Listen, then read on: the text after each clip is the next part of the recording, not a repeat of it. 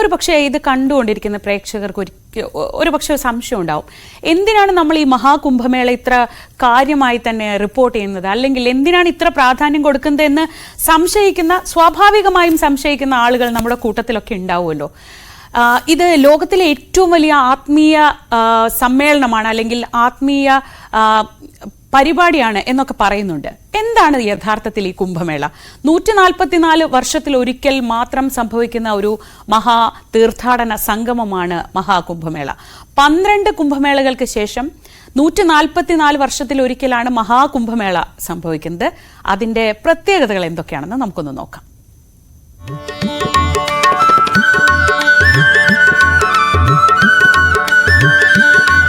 കുംഭമേളയുടെ വിശ്വാസവും ആത്മീയതയും ആഘോഷിക്കാൻ ദശലക്ഷക്കണക്കിന് ഭക്തർ പ്രയാഗ്രാജിലേക്കടക്കം ഒഴുകിയെത്തുമ്പോൾ ലോകത്തിലെ ഏറ്റവും വലിയ മതപരവും സാംസ്കാരികവുമായ ആഘോഷമാണ് ഇന്ത്യയെ ലോകശ്രദ്ധയിലാഴ്ത്തുന്നത്. ഇത്തവണത്തേത് മഹാകുംഭമേളയാണ്.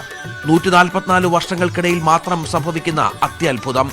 1936 കഴിഞ്ഞ മഹാകുംഭമേള.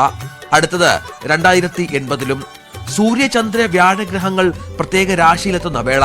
കുംഭമേളകൾ നടക്കുന്ന 4 പുണ്യസ്ഥലങ്ങളും ഹൈന്ദവ ആചാരപ്രകാരം വളരെ വിശുദ്ധമായി കരുതപ്പെടുന്നു. പുരാണവുമായും ജ്യോതിഷവുമായും ഈ സ്ഥലങ്ങൾ ബന്ധപ്പെട്ടിരിക്കുന്നു.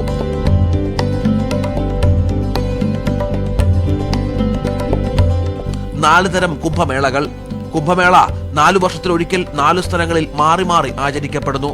അർദ്ധ കുംഭമേളയാകട്ടെ ഓരോ 6 വർഷത്തിലും ആഘോഷിക്കുന്നു. പ്രയാഗ്രാജിലോ അല്ലെങ്കിൽ ഹരിദ്വാറിലോ. പൂർണ്ണ കുംഭമേള 12 വർഷത്തിലൊരിക്കൽ പ്രയാഗ്രാജിലാണ് നടക്കുക. अब ये तो बहुत पुरानी कथा है, समुद्र मंथन से ली जाती है। हमारे नागांव ने जो है समुद्र मंथन में ये हुआ था कि जो विष निकला था उसको शंकर जी ने जो था गले में अपने धारण कर लिया था, और इन्हीं नागांव साधुओं ने जो है गंगा जल से उनको स्नान करके उसको जो है ठंडा किया था। इसीलिए शाही स्नान जो है इन्हीं को सबसे पहले दी गई है. ഇത്തവണത്തേത് മഹാകുംഭമേളയാണ്.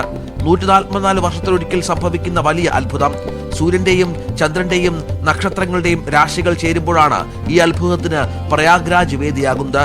ഗംഗ, യമുന, സരസ്വതി എന്നിവയുടെ സംഗമസ്ഥാനമാണ് പ്രയാഗ്രാജ്. ഹരിദ്വാർ ആകട്ടെ ഗംഗാ നദിയുടെ തീരം. ഉജ്ജയിൻ ക്ഷിപ്ര നദിക്കരയിൽ. ഗോദാവരി തീരത്താണ് നാസിക്. ആചാരങ്ങൾ കൊണ്ട് സമ്പന്നമാണ് ഈ കാലയളവെല്ലാം. ആകാശഗോളങ്ങളുടെ പ്രത്യേകത വെച്ച് സമയക്രമങ്ങൾ നിശ്ചയിക്കുന്നു. സനാതന ധർമ്മത്തിന്റെ പരകോടി. കുംഭമേളയിൽ ഏറെ സവിശേഷതകളുള്ളതും ഏറ്റവും പ്രത്യേകതയുള്ളതുമായ പ്രദേശമാണ് പ്രയാഗ്രാജിലെ എന്റെ തൊട്ടുപുറകിൽ കാണുന്ന ഈ ത്രിവേണി സംഗമം പ്രദേശം. അതായത് സരസ്വതിയും യമുനയും ഗംഗയും, അതായത് സരസ്വതി നദി ഇവിടെയാണ് അവസാനിക്കുന്നത്. യമുനയും ഗംഗയും, ഈ 3 നദികളും ഒരുമിച്ച് ചേരുന്ന ഈ പ്രദേശത്തിലാണ് ത്രിവേണി സംഗമം എന്ന പ്രത്യേകതയുള്ളത്.